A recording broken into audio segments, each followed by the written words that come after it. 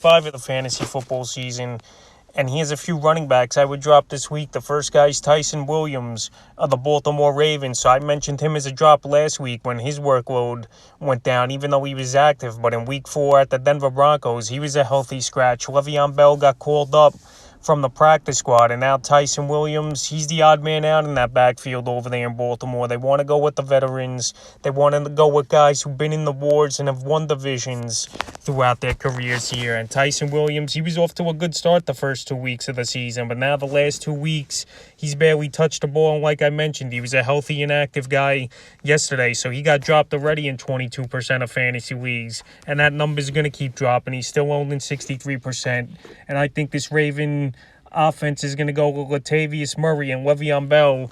It looks like they're pointing to now as their running back. So right now, drop Tyson Williams because he's not going to do much, and he's just a running back right now that's young, and they're going to keep him as the third or fourth string is this Raven team. The next running back, Sony Michel of the Los Angeles Rams. So Sony Michel filled in pretty decently with a big workload, 20 carries last week for the Rams in their victory versus the Tampa Bay Buccaneers. But in week 4 versus Arizona, Darrell Henderson came back, and he looked really sharp. He was catching the ball as well, a little out of the backfield. And Sony Michel only ended the ball game with 3 carries, 11 yards, and a fumble loss that obviously didn't help him as well. So we had negative fantasy points in this game is Sony Michel, and he's owned in 65% of fantasy leagues. But right now, he's going to be the backup, and this fumble definitely could be troubling as well.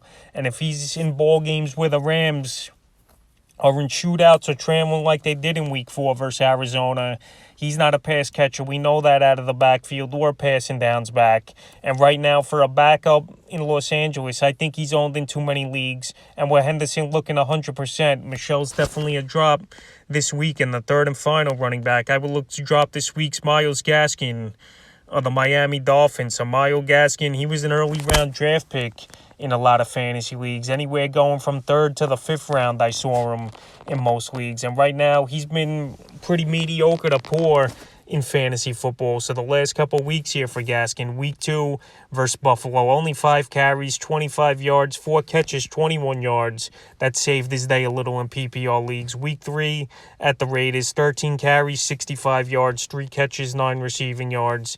And week 4 versus the Colts, I know this game got out of hand a little early, and the Colts really dominated time of possession, but only 2 carries, 3 yards. That's not going to get the job done. He's very discouraging to own in fantasy leagues, and obviously he has no fantasy value right now with a lot of poor games and a light workload here is Gaskin. So this Dolphin team, I just don't know what they're doing here. Tua is obviously hurt.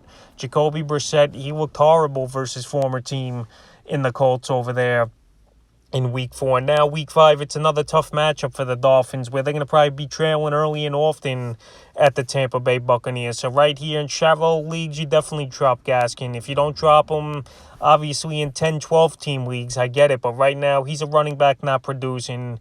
You still got Malcolm Brown over there who I could see getting some carries. And you also got Salvon Ahmed, who last season was pretty decent, filling in for Gaskin while he was injured. So that's a few running backs I would look to drop here heading into week 5 of the fantasy football season.